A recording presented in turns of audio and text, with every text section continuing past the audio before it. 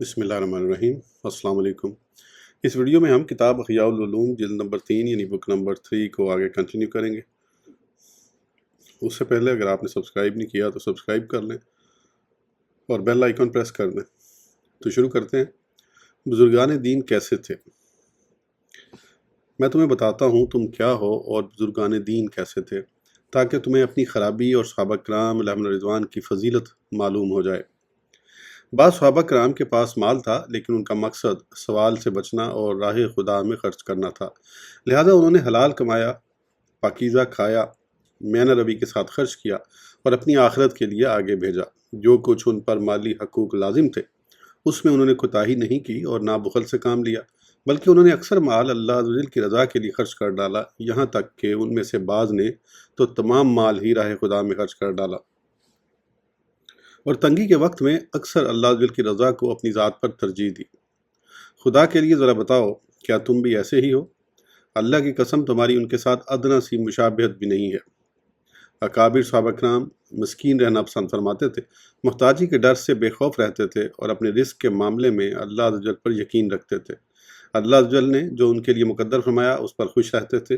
مصیبت و بلا کی حالت میں رب عز و جل کی رضا پر راضی، خوشحالی میں شاکر، تنگی میں صابر، راحت میں اس کی تعریف کرنے والے تھے۔ اللہ عز و جل کے لیے عاجزی کرنے والے اور غرور و تکبر اور کثرت مال پر فخر سے دور رہنے والے تھے۔ وہ دنیا کے مال سے مباح کی حد تک حاصل کرتے اور بقدر حاجت پر راضی رہتے۔ انہوں نے دنیا کو ٹھوکر ماری اور اس کی سختیوں پر صبر کیا اور اس کا کڑوا گھونٹ پیا، نیز اس کی نعمتوں اور آسائشوں سے بے رغبت رہے۔ کھاؤ قسم کیا تم بھی ایسے ہی ہو؟ ہمیں یہ بات پہنچی ہے کہ جب دنیا ان کی طرف متوجہ ہوتی تو وہ غمگین ہو جاتے اور فرماتے کہ یہ کسی گناہ کی سزا ہے جو انہیں فوراً ملی ہے، اور جب فقر کو اپنی طرف آتا دیکھتے تو فرماتے صالحین کی علامت کا آنا مبارک ہو۔ ہمیں یہ بات بھی پہنچی ہے کہ ان میں سے بعض جب صبح کے وقت اپنے گھر والوں کے پاس کچھ مال دیکھتے تو غمگین ہو جاتے، اور جب ان کے پاس کچھ نہ ہوتا تو اس پر خوشی کا اظہار کرتے۔ ان میں سے کسی سے پوچھا گیا کہ لوگوں کا طرز عمل تو یہ ہے کہ جب ان کے پاس کچھ نہیں ہوتا تو وہ غمگین ہوتے ہیں، اور جب ان کے پاس کچھ ہوتا ہے تو وہ خوش ہوتے ہیں، جبکہ آپ کا عمل اس کے برخلاف ہے۔ انہوں نے فرمایا، جب میں صبح کے وقت دیکھتا ہوں کہ میرے اہل و عیال کے پاس کچھ نہیں ہے تو میں اس وجہ سے خوش ہوتا ہوں کہ میں نے حضور صلی اللہ تعالیٰ علیہ وآلہ وسلم کی مبارک زندگی کے طرز عمل کو اپنایا، اور جب میرے گھر والوں کے پاس کچھ ہوتا ہے تو میں غمگین اس وجہ سے ہوتا ہوں کہ میں نے اس سلسلے میں آل رسول کے طرز عمل کو نہیں اپنایا۔ ہمیں یہ بات بھی معلوم ہوئی ہے کہ جب ان کو مالی آسودگی حاصل ہوتی ہے تو یہ غمگین ہوتے اور ڈرتے اور فرماتے ہمارا دنیا سے کیا تعلق ہے، وہ ہماری مقصود نہیں۔ گویا وہ خوف محسوس کرتے، اور جب تکالیف اور پریشانیاں ان پر نازل ہوتی تو اس پر خوش ہوتے اور فرماتے اب ہمارے رب نے ہم پر نظر کرم فرمائی ہے۔ یہ تھے سلف صالحین کے احوال اور ان کے اوصاف۔ ان کے فضائل تو اس قدر ہیں جن کا بیان ممکن نہیں۔ قسم کھا کر بتاؤ، کیا تم بھی ایسے ہو؟ تمہاری تو ان لوگوں کے ساتھ ادنا مشابہت بھی نہیں ہے۔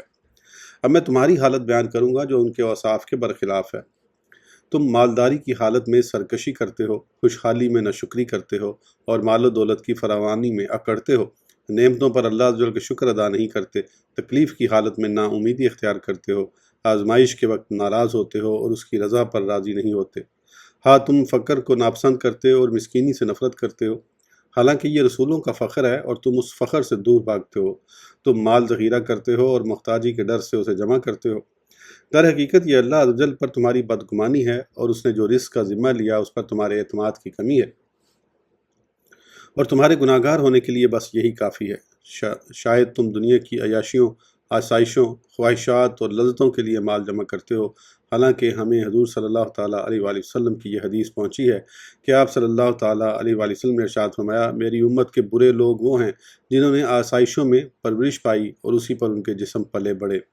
اور ہمیں یہ بات پہنچی ہے کہ ایک اہل علم فرماتے ہیں، بروز قیامت کچھ لوگ اپنی نیکیاں تلاش کرتے ہوئے آئیں گے تو ان سے کہا جائے گا اذہبتم طیباتکم فی حیاتکم الدنیا واستمتعتم بہا۔ سورہ الاحقاف ترجمہ، تم اپنے حصے کی پاک چیزیں اپنی دنیا ہی کی زندگی میں فنا کر چکے اور انہیں برت چکے۔ تم غفلت کا شکار ہو اور دنیاوی نعمتوں میں مگن ہونے کے باعث آخرت کی نعمتوں سے دور ہو چکے ہو۔ کس قدر حسرت و افسوس کا مقام ہے۔ ہاں، تم مال کی زیادتی، تکبر و غرور اور دنیوی زینت کے لیے مال جمع کرتے ہو، حالانکہ ہمیں یہ روایت پہنچی ہے کہ جو شخص مال بڑھانے اور دوسروں پر فخر کا اظہار کرنے کے لیے دنیا حاصل کرتا ہے، وہ اللہ عز و جل سے اس حال میں ملے گا کہ اللہ عز و جل اس پر ناراض ہوگا۔ تمہاری حالت یہ ہے کہ تمہیں اللہ عز و جل کی ناراضی کی ذرا پرواہ نہیں ہے کہ تم مال کی کثرت اور بلندی کے حصول میں لگے ہوئے ہو۔ شاید تمہیں آخرت کی طرف جانے کی نسبت دنیا میں رہنا زیادہ پسند ہے۔ تم اللہ عز و جل سے ملاقات کو پسند نہیں کرتے اور اللہ عز و جل تمہاری ملاقات کو پسند نہیں فرماتا ہے، اور تم اس بات سے غفلت میں پڑے ہوئے ہو۔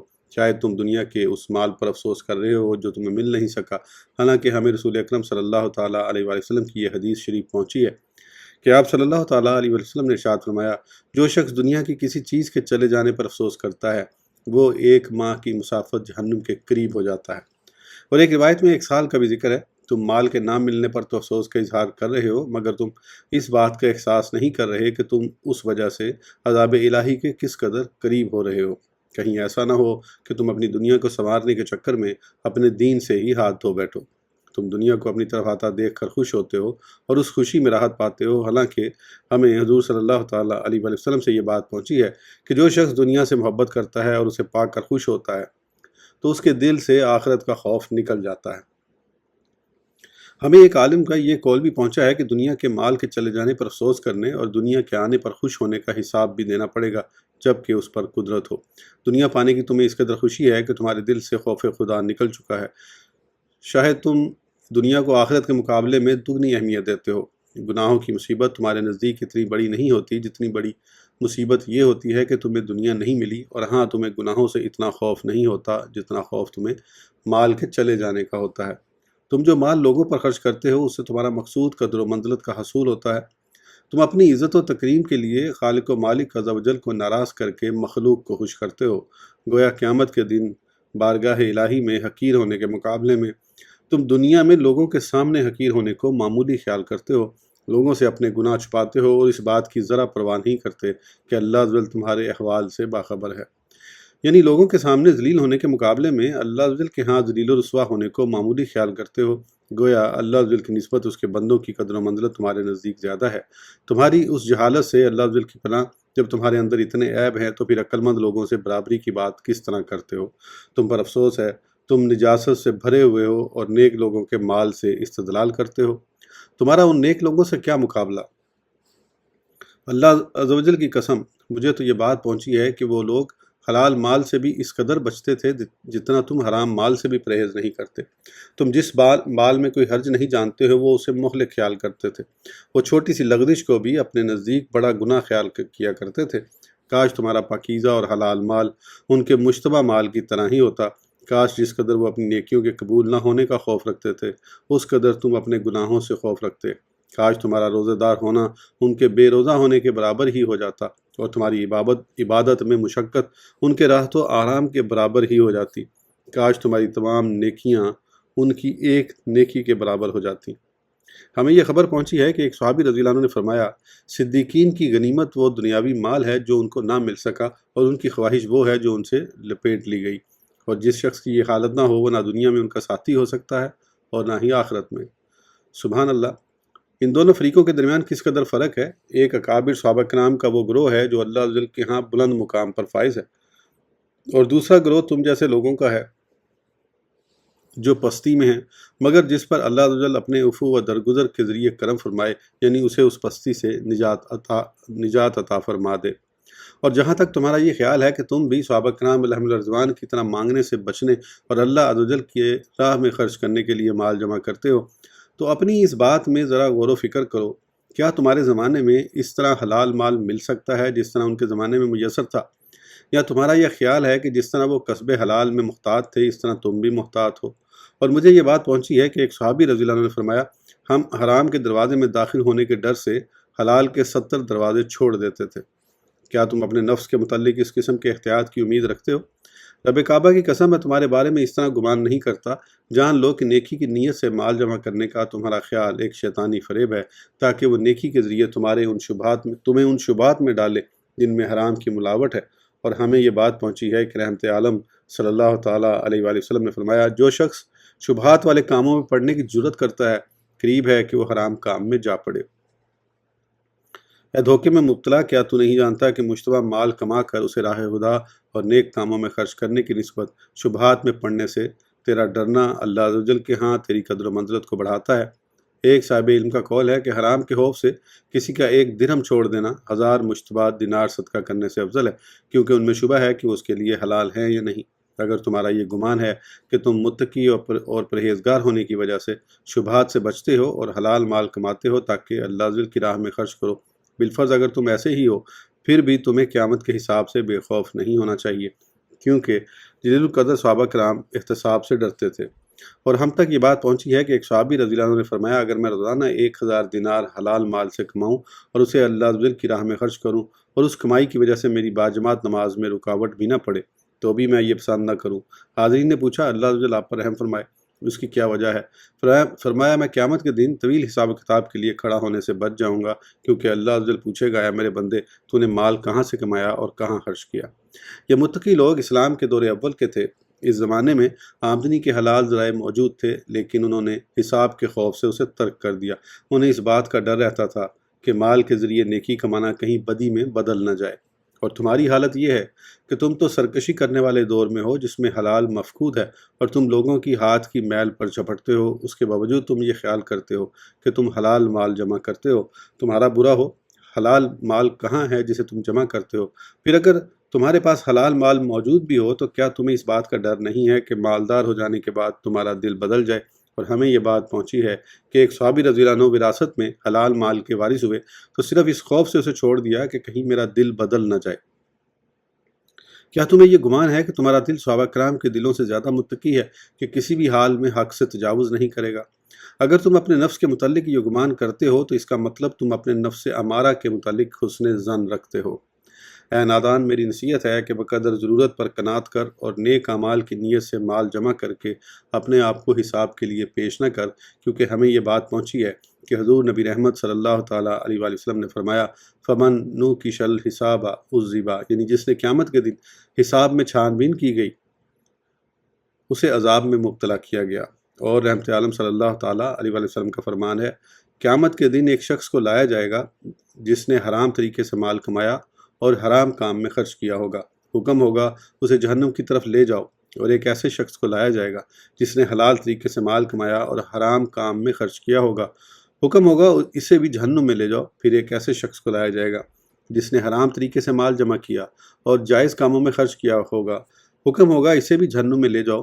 پھر ایک ایسے شخص کو لایا جائے گا جس نے حلال طریقے سے مال کما کر جائز کاموں میں خرچ کیا۔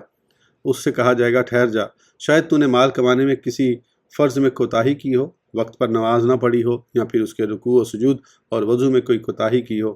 وہ کہے گا، اے اللہ عز و جل، میں نے حلال طریقے پر مال کمایا اور جائز کاموں میں خرچ کیا، اور تیرے فرائض میں سے کسی فرض کی ادائیگی میں کوتاہی نہیں کی۔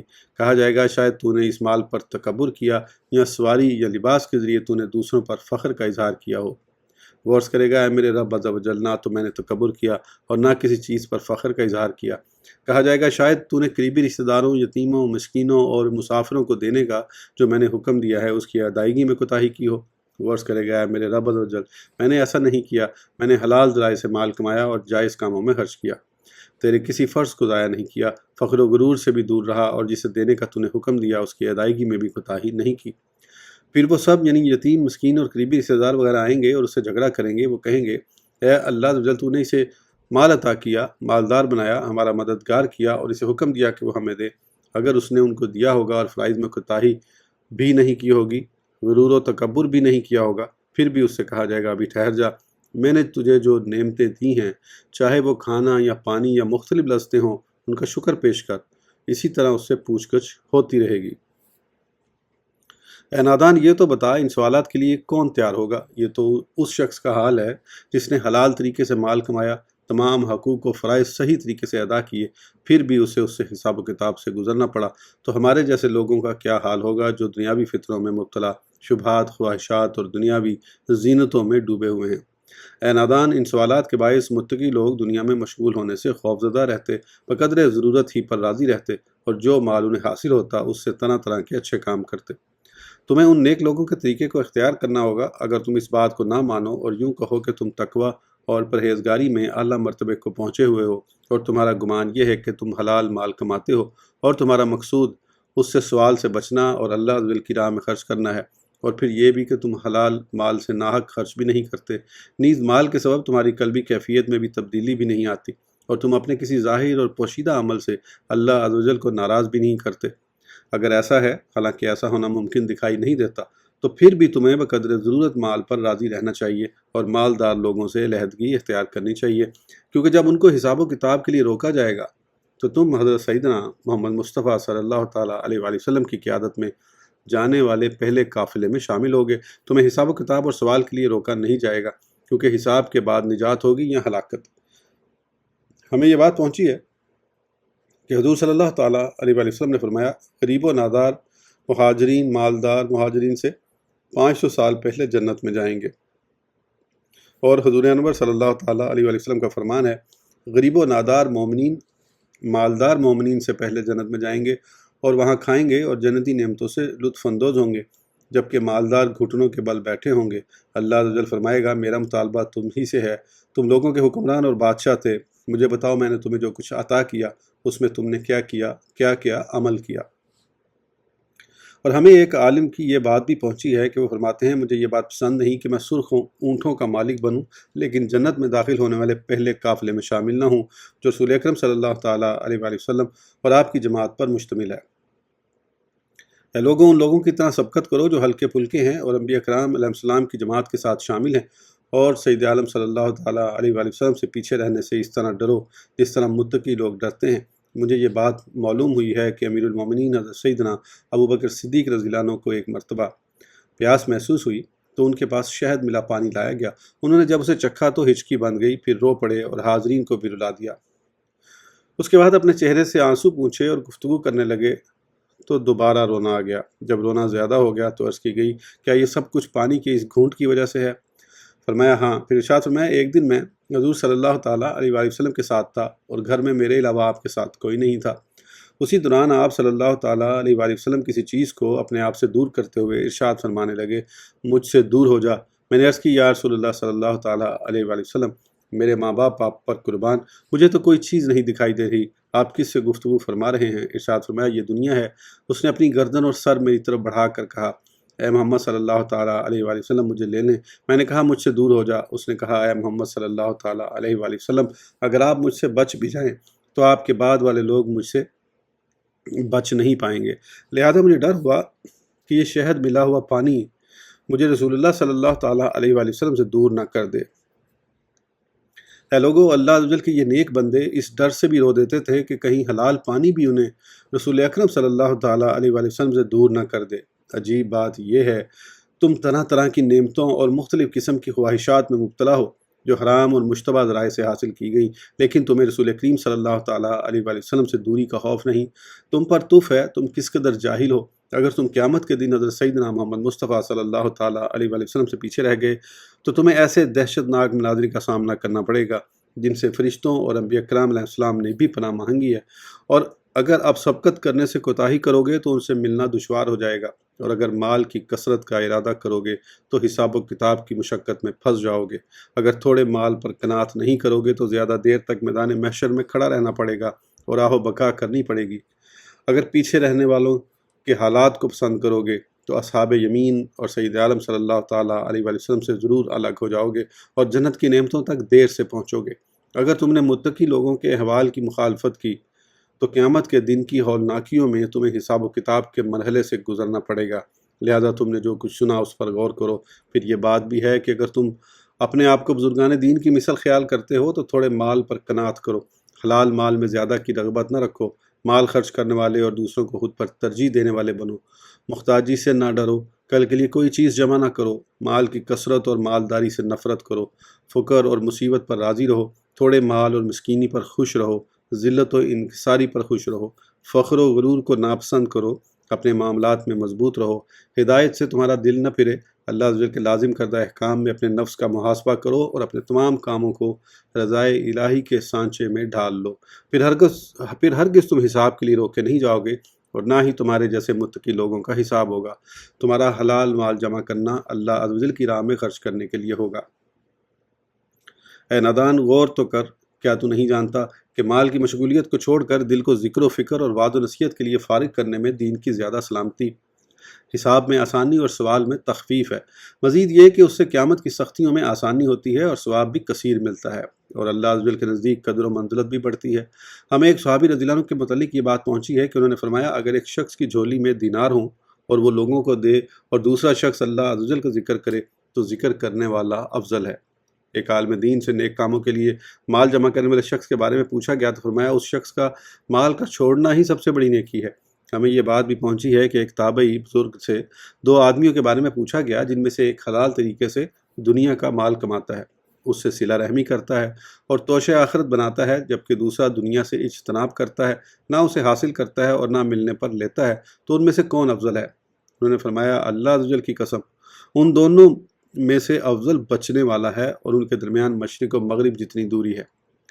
اے نادان، یہ فضیلت ترک دنیا سے حاصل ہوتی ہے۔ اگر تو بھی دنیا کے اس کے طلب کرنے والوں پر چھوڑ دے تو تجھے بھی یہ فضیلت حاصل ہو جائے گی، بلکہ مال میں مشغولیت کو چھوڑنے کے سبب تجھے کئی دنیاوی فوائد حاصل ہوں گے۔ مثلا تیرے بدن کو زیادہ راحت ملے گی، تھکاوٹ کم ہوگی، زندگی سکون سے گزرے گی، دل مطمئن ہوگا اور تفکرات دامن گیر نہیں ہوں گے۔ جب نیک کاموں کے لیے مال جمع کرنے سے افضل مال ترک کرنا ہے تو اب تیرے پاس مال جمع کرنے کا کیا عذر ہے؟ اللہ عز و جل کی راہ میں مال خرچ کرنے کی نسبت اس کے ذکر میں مشغول ہونا زیادہ فضیلت کا باعث ہے۔ اس طرح تمہیں دنیاوی راحت بھی ملے گی اور آخرت کی سلامتی اور فضیلت بھی۔ اگر بالفرض مال جمع کرنے میں بہت بڑی فضیلت بھی ہو، پھر بھی اچھے اخلاق کے حصول کے سلسلے میں تجھے اپنے نبی صلی اللہ تعالیٰ علیہ وآلہ وسلم کی پیروی کرنی چاہیے، کیونکہ انہی کے ذریعے تجھے ہدایت ملی ہے۔ لہٰذا جس طرح انہوں نے اپنے لیے دنیا سے کنارہ کشی اختیار فرمائی، اس طرح تم بھی اس بات پر راضی رہو۔ اے نادان، جو کچھ تم نے سنا ہے اس پر غور کر اور اس بات پر یقین رکھ کہ سعادت مندی اور کامیابی دنیا سے بچنے میں ہے، لہذا تو بھی مصطفیٰ کریم صلی اللہ تعالیٰ علیہ وآلہ وسلم کے جھنڈے تلے جنت ماوا کی طرف چل۔ ہمیں یہ بات پہنچی ہے کہ تاجدار انبیاء صلی اللہ تعالیٰ علیہ وآلہ وسلم نے فرمایا، جنت میں مومنین کے سردار وہ لوگ ہوں گے جن کو صبح کا کھانا ملتا ہے تو شام کا کھانا نہیں ملتا، جب وہ قرض مانگتے ہیں تو انہیں قرض نہیں ملتا، ان کے پاس شرمگاہ ڈھانپنے سے زیادہ کپڑا نہیں ہوتا، وہ اتنا مال کمانے پر بھی قادر نہیں ہوتے جو ان کو کفایت کرے، اس کے باوجود وہ صبح شام اپنے رب سے راضی رہتے ہیں۔ فَأُولَٰئِکَ مَعَ الَّذِینَ أَنْعَمَ اللَّهُ عَلَیْہِم مِّنَ النَّبِیِّینَ وَالصِّدِّیقِینَ وَالشُّہَدَاءِ وَالصَّالِحِینَ وَحَسُنَ أُولَٰئِکَ رَفیقًا۔ سورہ نساء ترجمہ۔ تو اسے ان کا ساتھ ملے گا جن پر اللہ نے فضل کیا، یعنی انبیاء اور صدیق اور شہید اور نیک لوگ، اور یہ کیا ہی اچھے ساتھی ہیں۔ اے میرے بھائی، اس بیان کے بعد بھی اگر تم مال جمع کرو تو تمہارا یہ دعویٰ جھوٹ ہوگا کہ تم نیکی اور فضیلت کے باعث مال جمع کرتے ہو، بلکہ تم محتاجی کے ڈر سے اور عیش و عشرت، زیب و زینت، مالداری، فخر، بڑائی، ریاکاری، ناموری اور شہرت و عزت کے لیے مال جمع کرتے ہو، مگر ان سب کے باوجود تمہارا خیال ہے کہ تم نیک اعمال کے لیے مال جمع کرتے ہو۔ اے دھوکے میں مبتلا، اللہ عز و جل سے ڈر اور اپنے دعوے پر شرمسار ہو۔ اگر تم مال اور دنیا کے فتنے میں مبتلا ہے تو اس بات کو سمجھنے کی کوشش کر کہ ضرورت کے مطابق مال پر راضی رہنا اور زائد از ضرورت مال سے بچنا ہی فضیلت کا باعث ہے، اور مال جمع کرتے وقت تو اپنے نفس کو حقیر جان اور اپنے گناہ کا اعتراف کر، نیز حساب و کتاب سے ڈر، کیونکہ یہ بات مال جمع کرنے پر دلائل پیش کرنے کے مقابلے میں زیادہ باعث نجات و فضیلت ہے۔ میرے بھائیو، جان لو، اس بات کو جان لو کہ صحابہ کرام علیہم رضوان کے زمانے میں حلال مال موجود تھا، اس کے باوجود وہ مال سے باقی دوسرے لوگوں کے مقابلے میں زیادہ بچتے تھے، حالانکہ وہ مال ان کے لیے جائز ہوتا تھا، جبکہ ہم ایسے زمانے میں ہیں جس میں حلال مال مفقود ہے۔ ہمیں ایک دن کی روزی اور سطر ڈھانپنے کے لیے حلال کیسے میسر ہو سکتا ہے؟ اور جہاں تک مال جمع کرنے کی بات ہے تو اللہ عز و جل ہمیں اور تمہیں اس سے بچائے۔ پھر یہ بات بھی ہے کہ صحابہ کرام جیسا تقوی، ان جیسا زہد اور ان جیسی احتیاط ہم میں کہاں ہے؟ خدا کی قسم، ہم پر نفسانی بیماریاں اور خواہشات چھائی ہوئی ہیں، حالانکہ قیامت کی حاضری قریب ہے۔ کتنے خوش قسمت ہیں وہ لوگ جو قیامت کے دن ہلکے پھلکے ہوں گے، اور جن لوگوں نے دنیا میں زیادہ مال جمع کیا وہ اس دن بہت زیادہ غمگین ہوں گے۔ یہ میری نصیحت ہے، اگر تم قبول کرو، لیکن اس نصیحت کو قبول کرنے والے لوگ بہت کم ہیں۔ اللہ عز و جل ہمیں اور تمہیں اپنی رحمت سے ہر قسم کی نیکی کی توفیق عطا فرمائے، آمین۔ حضرت سیدنا حارث محاسبی علیہ رحمہ کا کلام ختم ہوا۔ اس کلام میں مالداری پر فقر کی فضیلت کو جتنا واضح کیا گیا ہے، اس پر مزید کچھ کہنے کی حاجت نہیں۔ ہم نے دنیا کی مذمت اور فقر و زہد کے بیان میں جو احادیث ذکر کی ہیں وہ بھی اس بات پر دلالت کرتی ہیں نیز اس سلسلے میں حضرت سیدنا ابو امامہ باہلی رضی اللہ عنہ کی روایت بھی شہادت دیتی ہے۔ اس ویڈیو کے لیے اتنا ہی، پھر انشاءاللہ اگلی ویڈیو میں آگے کنٹینیو کریں گے۔ اس وقت تک کے لیے اجازت دیجیے، سبسکرائب کرنا نہ بھولیں۔ اللہ حافظ۔